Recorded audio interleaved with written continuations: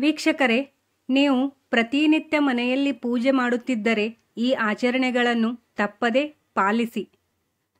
ಪ್ರತಿನಿತ್ಯ ದೇವರ ಪೂಜೆಯನ್ನು ಮಾಡುವುದರಿಂದ ದೈವಿಕ ಶಕ್ತಿಯ ಆಶೀರ್ವಾದ, ಧನಾತ್ಮಕ ಶಕ್ತಿಯ ಬೆಂಬಲ ದೊರೆಯುವುದು.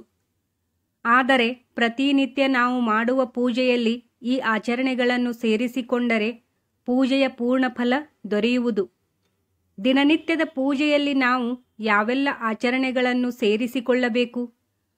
ಮುಂಜಾನೆ ಎದ್ದಾಕ್ಷಣ ಶುದ್ಧರಾಗಿ ದೇವರ ಪೂಜೆಯನ್ನು ಮಾಡುವುದು ನಮ್ಮ ಸಂಪ್ರದಾಯದ ಪದ್ಧತಿಯಾಗಿದೆ. ಪ್ರತಿನಿತ್ಯ ನಾವು ದೇವರ ಪೂಜೆಯನ್ನು ಮಾಡುವುದರಿಂದ ದೈವಿಕ ಶಕ್ತಿಯು ನೆಲೆಯಾಗುತ್ತದೆ, ಆಧ್ಯಾತ್ಮಿಕ ಬೆಳವಣಿಗೆಯಾಗುವುದು. ಇದರೊಂದಿಗೆ ನಿಮ್ಮ ಮನೆಯಲ್ಲಿ ಧನಾತ್ಮಕ ಶಕ್ತಿಯು ನೆಲೆಯಾಗಲು ಪ್ರಾರಂಭವಾಗುತ್ತದೆ. ಆದರೆ ನಾವು ದೇವರ ಪೂಜೆಯನ್ನು ಯಾವಾಗಲೂ ವಿಧಿವಿಧಾನಗಳ ಪ್ರಕಾರ ನಿಯಮಾನುಸಾರವಾಗಿ ಮಾಡುವುದು ಉತ್ತಮ. ನೀವು ದೇವರ ಪೂಜೆಯನ್ನು ಮಾಡುವ ಸಮಯದಲ್ಲಿ ಈ ಆಚರಣೆಗಳನ್ನು ಮಾಡಿದರೆ ಅದು ನಿಮ್ಮ ಪೂಜೆಯನ್ನು ದುಪ್ಪಟ್ಟು ಪ್ರಯೋಜನಕಾರಿಯನ್ನಾಗಿ ಮಾಡುವುದು. ದಿನನಿತ್ಯದ ಪೂಜೆಯಲ್ಲಿ ನಾವು ಯಾವೆಲ್ಲ ಆಚರಣೆಗಳನ್ನು ಸೇರಿಸಿಕೊಳ್ಳಬೇಕು ಎಂಬ ಸಂಪೂರ್ಣ ಮಾಹಿತಿಯನ್ನು ಇಲ್ಲಿ ತಿಳಿಯೋಣ. ವೀಕ್ಷಕರೇ, ಎಲ್ಲಿಯೂ ಸ್ಕಿಪ್ ಮಾಡದೆ ಸಂಪೂರ್ಣವಾಗಿ ಈ ವಿಡಿಯೋವನ್ನು ವೀಕ್ಷಿಸಿ. ಯಾಕಂದರೆ ಅಪೂರ್ಣವಾದ ಜ್ಞಾನವು ಅಪಾಯಕಾರಿಯಾಗಿರುತ್ತದೆ. ಇನ್ನು ಪೂಜೆ ಮಾಡುವಾಗ ಪಾಲಿಸಬೇಕಾದ ನಿಯಮಗಳ ಬಗ್ಗೆ ತಿಳಿಯೋಣ. ನಿಯಮ 1. ದೇವರ ಪೂಜೆಯನ್ನು ಮಾಡುವುದರ ಜೊತೆಗೆ ಪ್ರತಿನಿತ್ಯ ಮುಂಜಾನೆ ಮತ್ತು ಸಂಜೆ ಸಮಯದಲ್ಲಿ ದೇವರಿಗೆ ಕರ್ಪೂರದಿಂದ ಆರತಿಯನ್ನು ಮಾಡಬೇಕು. ಈ ರೀತಿ ನೀವು ದೇವರಿಗೆ ಆರತಿಯನ್ನು ಮಾಡುವುದರಿಂದ ನಕಾರಾತ್ಮಕ ಶಕ್ತಿಯು ದೂರಾಗುತ್ತದೆ ಮತ್ತು ಮನೆಯಲ್ಲಿನ ವಾಸ್ತುದೋಷಗಳು ದೂರಾಗುವುದು. ಪ್ರತಿನಿತ್ಯ ನಾವು ಮನೆಯಲ್ಲಿ ಪೂಜೆಯ ವೇಳೆ ಕರ್ಪೂರವನ್ನು ಸುಡುವುದರಿಂದ ಅದು ನಮ್ಮ ಮನೆಯ ವಾತಾವರಣವನ್ನು ಶುದ್ಧಗೊಳಿಸುವುದು, ವಾತಾವರಣದಲ್ಲಿನ ನಕಾರಾತ್ಮಕತೆಯನ್ನು ನಾಶ ಮಾಡುವುದು. ಕರ್ಪೂರವು ಮನೆಯಲ್ಲಿ ಶಾಂತಿ ಮತ್ತು ಸಕಾರಾತ್ಮಕತೆ ನೆಲೆಯಾಗುವಂತೆ ಮಾಡುತ್ತದೆ. ಪಾಲಿಸಬೇಕಾದ ನಿಯಮ 2. ದಿನನಿತ್ಯ ಪೂಜೆಯಲ್ಲಿ ನೀವು ಧೂಪವನ್ನು ಹಾಕಬೇಕು. ಒಂದು ವೇಳೆ ನಿಮಗೆ ಪ್ರತಿನಿತ್ಯವೂ ಧೂಪವನ್ನು ಹಚ್ಚಲು ಸಾಧ್ಯವಾಗದೇ ಇದ್ದರೆ ಅಂತಹ ಸಂದರ್ಭದಲ್ಲಿ ವಿಶೇಷ ದಿನಗಳಾದ ತ್ರಯೋದಶಿ, ಚತುರ್ದಶಿ, ಅಮಾವಾಸ್ಯೆ ಮತ್ತು ಪೂರ್ಣಿಮೆಯ ದಿನದಂದು ತಪ್ಪದೇ ಧೂಪವನ್ನು ಹಾಕಬೇಕು. ಮುಂಜಾನೆ ಅಥವಾ ಬೆಳಗಿನ ಸಮಯದಲ್ಲಿ ನೀವು ಹಾಕಿದ ಧೂಪವನ್ನು ದೇವರು ಅಥವಾ ದೇವತೆಗಳು ಸ್ವೀಕರಿಸಿದರೆ, ಸಂಜೆ ಸಮಯದಲ್ಲಿ ಹಾಕಿದ ಧೂಪವನ್ನು ಪಿತೃಗಳು ಸ್ವೀಕರಿಸುತ್ತಾರೆ. ಹಾಗಾಗಿ ಈ ದಿನಗಳಲ್ಲಿ ಧೂಪವನ್ನು ಹಾಕುವುದನ್ನು ಮರೆಯದಿರಿ. ಪಾಲಿಸಬೇಕಾದ ನಿಯಮ 3. ನಾವು ದಿನನಿತ್ಯದ ಪೂಜೆಯಲ್ಲಿ ಅಥವಾ ಧಾರ್ಮಿಕ ಆಚರಣೆಯಲ್ಲಿ ಸಾಂಪ್ರದಾಯಿಕ ಪೂಜೆ ಸಾಮಗ್ರಿಗಳನ್ನು ಪೂಜೆಯಲ್ಲಿ ಬಳಸಬೇಕು.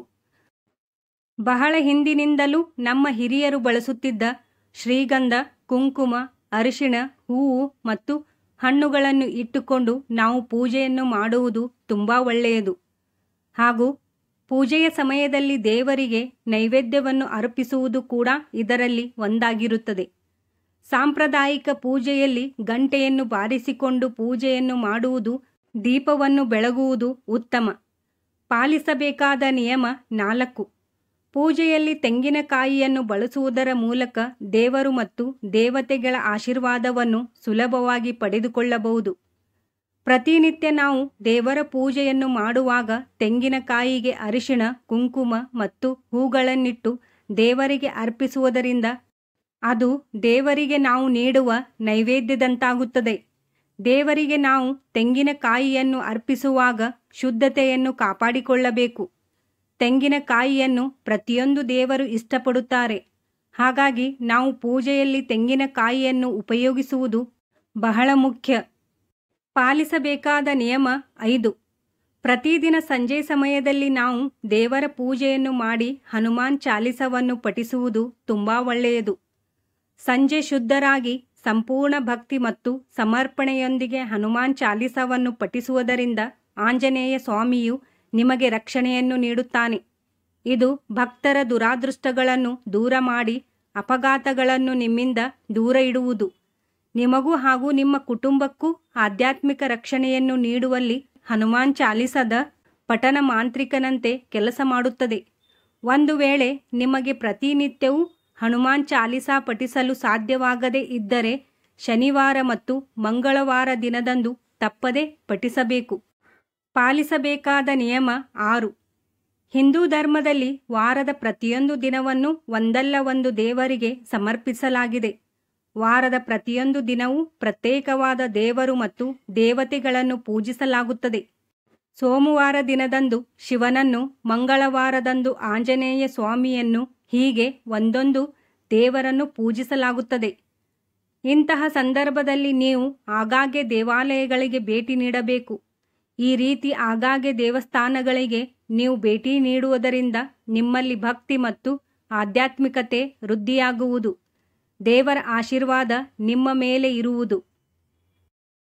ಮನೆಯಲ್ಲಿ ಪ್ರತಿನಿತ್ಯ ಪೂಜೆಯಲ್ಲಿ ಈ ಆಚರಣೆಗಳನ್ನು ತಪ್ಪದೆ ಪಾಲಿಸಿ. ಪ್ರಿಯ ವೀಕ್ಷಕರೇ, ಈ ಮಾಹಿತಿಯು ನಿಮಗೆ ಖಂಡಿತವಾಗಿಯೂ ಉಪಯುಕ್ತವಾಗಿದೆ ಎಂದು ಭಾವಿಸುತ್ತೇವೆ. ವಿಡಿಯೋ ಇಷ್ಟ ಆಗಿದ್ದಲ್ಲಿ ಮರೆಯದೆ ಲೈಕ್ ಮಾಡಿ. ಹಾಗೆ ನಿಮ್ಮ ಸ್ನೇಹಿತರಿಗೂ ಹೆಚ್ಚಾಗಿ ಶೇರ್ ಮಾಡಿ. ಇದೇ ರೀತಿಯ ಉಪಯುಕ್ತವಾದ ಮಾಹಿತಿಯ ವಿಡಿಯೋಸ್ಗಳಿಗಾಗಿ ಈ ಚಾನಲನ್ನು ತಪ್ಪದೆ ಸಬ್ಸ್ಕ್ರೈಬ್ ಮಾಡಿ. ಧನ್ಯವಾದಗಳು.